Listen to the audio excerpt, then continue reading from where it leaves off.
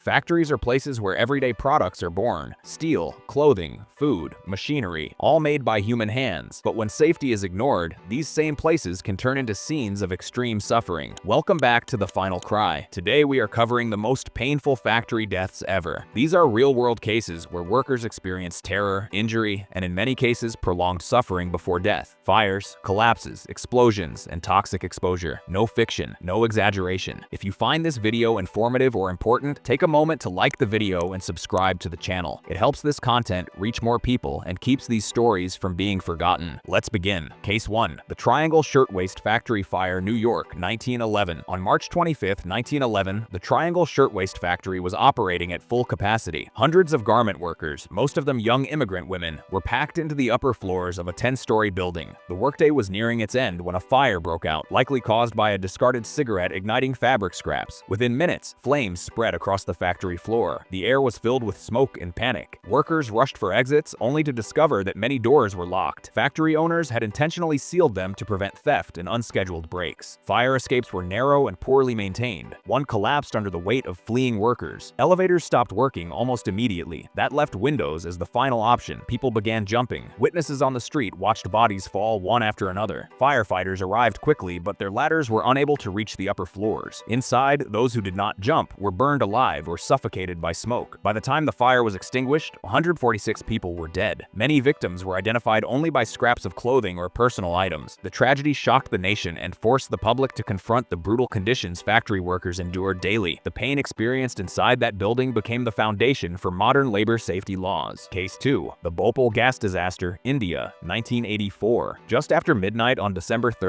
1984, a pesticide factory in Bhopal released a massive cloud of toxic methyl isocyanate gas. Workers inside the plant were among the first exposed. The gas burned the lungs, eyes, and skin on contact. People collapsed within minutes. Many workers were blinded before they could escape. Others choked as their airways filled with fluid. Outside the factory, the gas drifted into surrounding neighborhoods. Entire families woke up coughing, vomiting, and screaming in pain. Those who tried to flee often collapsed in the streets. Unlike fires or explosions, this death was slow and invisible. Victims remained conscious as their bodies shut down. Hospitals were overwhelmed, lacking information on how to treat the poisoning. Thousands died within days. Many more suffered lifelong damage. Workers who survived described the sensation as feeling as though they were drowning while awake. It remains one of the worst industrial disasters in history. Case 3. Rana Plaza Collapse, Bangladesh, 2013. On April 24, 2013, garment workers entered the Rana Plaza building despite visible cracks running through the walls. Engineers had already warned that the structure was unsafe. Factory managers ignored the warnings. Minutes after work began, the building collapsed. Floors pancaked onto each other, crushing workers instantly or trapping them in darkness. Survivors described hearing screaming from beneath concrete slabs for days. Some workers survived for over a week, pinned under debris with no food or water. Many died slowly from dehydration, blood loss, or internal injuries before rescuers could reach them. Over 2,100 people died. It remains the deadliest factory collapse in recorded history. Case 4. Tazreen Garment Factory Fire, Dhaka, Bangladesh, 2012. On the night of November 24, 2012, the Tazreen Fashions garment factory on the outskirts of Dhaka became a death trap. The building housed thousands of workers producing clothing for international brands. Most of them were young, underpaid, and working long shifts in a structure that was never designed for safe mass manufacturing. The fire is believed to have started on the ground floor, possibly from an electrical short circuit near stored fabric or machinery. Almost immediately, thick black smoke began rising through the stairwells. This alone should have triggered a full evacuation. Instead, supervisors reportedly told workers to remain at their stations, claiming the fire was minor and under control. That decision would cost dozens of lives. As smoke spread upward, panic erupted. Workers on upper floors rushed for exits, only to discover that many stairwells were blocked, locked, or too narrow to handle the sudden surge of people. Fire alarms either failed to activate or were not taken seriously because false alarms had reportedly been common in the past. Within minutes, visibility dropped to near zero. The smoke was toxic and suffocating, burning lungs and causing workers to collapse where they stood. Some workers tried to break windows to escape, but metal grills prevented them from getting out. Others climbed toward the roof, hoping to find a way down, only to find no safe escape. Those trapped inside faced unbearable choices. Jumping from upper floors meant almost certain death or severe injury. Staying inside meant choking on smoke or being consumed by fire. Several workers chose to jump. Others were found huddled together in stairwells, overcome before they could escape. Firefighters arrived but struggled to access the building due to its design and surrounding congestion. By the time the fire was fully extinguished, at least 117 workers were dead, with many more injured or permanently disabled. disabled. Investigations later revealed a horrifying pattern of negligence. Exit doors were locked. Fire safety training was inadequate. The building lacked proper emergency infrastructure, and despite visible safety violations, production had continued without interruption. The Tazreen fire became a global symbol of the human cost behind cheap clothing. Families were left without breadwinners. Survivors suffered burns, lung damage, and trauma. While some compensation was paid, no amount could undo the suffering endured that night. Case 5. Cater Toy Factory Fire, Thailand, 1993. On May 10, 1993, the Cater Toy Factory in Thailand erupted in flames, creating one of the deadliest industrial fires in modern history. The factory produced plastic toys and stuffed animals, materials that burned rapidly and released toxic smoke when ignited. The fire reportedly began in one section of the factory complex during working hours. Initially, workers were told not to panic. Management believed the fire could be contained. Production continued as smoke slowly filled the building. That delay proved fatal. The factory consisted of several large buildings with poor structural integrity. Fire alarms were either non-existent or failed to function. Exit doors were locked to prevent theft. As flames spread, staircases collapsed under heat and structural stress, cutting off escape routes for hundreds of workers. Panic exploded through the factory. Workers ran blindly through smoke-filled corridors, crashing into walls, falling down stairwells, and suffocating before they could reach exits. Some attempted to escape through windows on upper floors. Many jumped, hoping to survive the fall rather than burn alive. Eyewitnesses described horrifying scenes: workers screaming for help from behind barred windows, bodies piling near locked doors. Others burned beyond recognition. Firefighters faced extreme difficulty accessing the site due to collapsed structures and intense heat. The fire burned for hours before being brought under control. When it was over, 188 workers were dead, and more than 400 were injured. Many bodies were found clustered near exits that had been locked. Others were discovered in stairwells that had collapsed, trapping them inside. Investigations exposed systemic safety failures. No fire drills, no emergency exits, no alarms, no enforcement of safety laws. The factory had passed inspections despite these issues. The Cater fire became a turning point in Thailand's labor movement and remains one of the clearest examples of how locked doors and ignored safety standards can turn a workplace into a mass grave. Case 6. Geely Toy Factory Fire, Shenzhen, China, 1993. Just months after the Cater tragedy, another deadly factory fire struck Asia. On November 19, 1993, the Geely Handicraft Factory in Shenzhen, China, caught fire during working hours. The factory employed hundreds of workers, many of them young migrants. Like many factories at the time, safety standards were minimal, and production speed took priority over human life. The fire spread rapidly due to flammable materials stored throughout the building. Thick smoke filled the factory in minutes. Workers scrambled for exits, only to find doors locked or blocked. Windows were barred. Emergency lighting failed. Many workers became disoriented in the smoke. Some collapsed before reaching exits. Others were trapped in rooms as flames advanced. Firefighters battled intense heat and structural instability. Rescue efforts were slow and dangerous. By the end, 87 people were dead and dozens were injured. Many victims died from smoke inhalation rather than burns, meaning they were conscious and struggling for breath during their final moments. The tragedy sparked national outrage and forced Chinese authorities to re-examine factory fire safety standards. However, for those who died inside Geely, the reforms came too late. Case 7. Lapua Cartridge Factory Explosion, Finland, 1976. On April 13, 1976, a routine workday at the Lapua Cartridge Factory turned catastrophic. The factory produced ammunition, meaning large quantities of gunpowder and explosives were constantly present. Without warning, a massive explosion tore through the facility. The blast was so powerful it shattered windows kilometers away and was heard across nearby towns. Workers inside the factory were instantly engulfed by fire, pressure waves, and flying debris. Some were killed instantly. Others were burned or crushed as structures collapsed around them. The explosion triggered secondary blasts as stored ammunition ignited. Firefighters and rescue workers faced extreme danger entering the site due to the risk of further detonations. In total, 40 people were killed and dozens were injured. Many victims were young workers with families who never expected to face such danger at work. Investigations later pointed to unsafe handling and storage of explosives, along with inadequate safety controls. The disaster became Finland's worst industrial accident and led to sweeping reforms in explosive manufacturing safety. Case 8. Imperial Sugar Refinery Explosion, Port Wentworth, Georgia, 2008. On the evening of February 7, 2008, the Imperial Sugar Refinery in Port Wentworth, Georgia, was operating as it had for decades. Inside the massive facility, sugar was being refined, dried, packaged, and moved through enclosed conveyor belts and storage silos. To most people, sugar seemed seems harmless, but in industrial quantities, sugar dust becomes a highly explosive fuel. Over time, fine sugar particles had accumulated throughout the refinery. The dust-coated surfaces collected inside enclosed spaces and floated invisibly in the air. Investigators would later confirm that the plant lacked adequate ventilation and dust control systems. Workers had raised concerns before, but production always took priority. That night, somewhere inside the packaging area, a spark occurred. It could have been from overheated equipment, static electricity, or friction inside a conveyor belt. The exact ignition point was never definitively identified. What is known is that the suspended sugar dust ignited instantly. The first explosion tore through the enclosed conveyor belt system. That initial blast shook the building, dislodging more sugar dust from overhead beams, ceilings, and machinery. Seconds later, a chain reaction began. Each new cloud of airborne dust became fuel for the next explosion. What followed was a series of powerful blasts that ripped through the refinery like a rolling thunderstorm of fire. Workers were thrown to the ground by pressure waves. Walls collapsed, metal structures twisted, fireballs raced through corridors and stairwells. Many employees suffered severe burns as sugar dust ignited directly on their skin and clothing. Unlike a single explosion, this disaster unfolded in stages, trapping workers in darkness, smoke, and intense heat. Some victims survived the initial blast, but were left critically burned, disoriented, and unable to escape. Emergency responders described finding workers with catastrophic burns covering most of their bodies. The sugar dust burned at extremely high temperatures, causing deep tissue damage rather than surface burns. Survivors described the pain as unbearable, with skin blistering and peeling almost immediately. 14 workers ultimately died, some at the scene and others days or weeks later in burn units. Many who survived were left with permanent disfigurement, lung damage, and psychological trauma. The refinery itself was almost destroyed. Federal investigators later concluded that the disaster was entirely preventable. The buildup of combustible dust, lack of proper ventilation, and outdated safety practices created the perfect conditions for catastrophe. The explosion became a landmark case in industrial safety, forcing companies across the United States to confront the deadly risks of dust explosions. For the victims, however, the cost was already paid in pain, fear, and loss of life inside a factory that should have been safe. 9. OP Texas City Refinery Explosion, Texas, 2005. On March 23, 2005, the BP refinery in Texas City was undergoing a routine restart of its isomerization unit, a process that converts hydrocarbons into gasoline components. The refinery was one of the largest in the United States and had a long history of safety violations, equipment failures, and ignored warnings. During the startup process, operators overfilled a tower with highly flammable hydrocarbons. Faulty instruments provided inaccurate readings, and critical alarms either failed or were ignored. As pressure built inside the system, liquid hydrocarbons were forced out of a blowdown stack designed decades earlier, venting directly into the open air rather than into a closed safety system. A geyser of flammable liquid and vapor shot upward, forming a dense cloud that drifted across the refinery grounds. Workers nearby had little warning. Some smelled gasoline, others heard unusual noises but were unaware of the growing danger. Moments later, the vapor cloud found an ignition source. The resulting explosion was enormous. The blast flattened nearby trailers where contractors were working, instantly killing many inside. Steel beams buckled, windows shattered miles away. Fireballs erupted across the unit, followed by secondary explosions as additional equipment ignited. 15 people were killed. Many others were seriously injured, suffering burns, broken bones, internal injuries, and traumatic brain damage. Some victims were engulfed in flames and died within seconds. Others were critically burned but survived long enough to experience extreme pain before succumbing to their injuries in hospitals. Emergency responders described chaos. Thick black smoke covered the refinery. Fires burned uncontrollably for hours. The injured were scattered across the site, some screaming, others silent and motionless. Survivors later described seeing co-workers burned beyond recognition. Investigations revealed a pattern of systemic failure. BP had repeatedly cut costs, deferred maintenance, and ignored safety recommendations. The equipment was outdated. Training was insufficient. Management prioritized production speed over human life. The tragedy became one of the worst industrial disasters in modern American history. BP was fined hundreds of millions of dollars, and the disaster became a case study in how organizational neglect can turn routine operations into deadly events. For the workers who died, the pain came not only from the explosion itself, but from a system that failed them long before the fire ever ignited. 10. Didion Milling Plant Explosion, Wisconsin, 2017. On May 31, 2017, the Didion Milling Plant in Cambria, Wisconsin, was processing corn into ethanol and animal feed. Like many grain facilities, the plant generated fine combustible dust as part of normal operations. Grain dust, when suspended in air, is highly explosive, a fact well known in industrial safety circles. Inside the facility, dust had accumulated in equipment, silos, and processing areas. On that day, an ignition occurred inside a hammer mill used to grind corn. Investigators believe that a spark or an overheated component ignited the dust trapped within the machinery. The first explosion was violent. It blew apart the mill, mill and sent a shockwave through the building. As with many dust explosions, the initial blast stirred up even more dust throughout the facility. Seconds later, secondary explosions erupted, tearing through walls and floors. The building partially collapsed, trapping workers inside. Fires burned intensely as corn dust continued to ignite. Some workers were killed instantly by the blast force or by collapsing debris. Others were critically injured, suffering burns, crushing injuries, and smoke inhalation. 5 workers lost their lives. Several survivors described moments of complete darkness, choking smoke, and intense heat as they tried to escape through damaged stairwells and exits. Emergency responders faced unstable structures and ongoing fire hazards as they searched for victims. Investigators later found that the plant lacked adequate safeguards to prevent dust buildup and ignition. While dust hazards were known, enforcement and prevention measures were insufficient. The tragedy highlighted ongoing gaps in industrial safety, especially in agricultural processing facilities. The Didion milling explosion was not the largest industrial disaster in history, but it was a stark reminder of how quickly routine operations can turn fatal. The victims experienced sudden terror, physical trauma, and in some cases prolonged suffering before help could reach them. For the families left behind, the loss was devastating. For the industry, it was yet another warning written in fire and rubble. These were not accidents that had to happen. They were failures of safety, oversight, and responsibility. Factories keep the world running, but no product is worth a human life. This has been The Final Cry. If you found this video impactful, like, subscribe, and stay with us for more real stories that demand to be heard.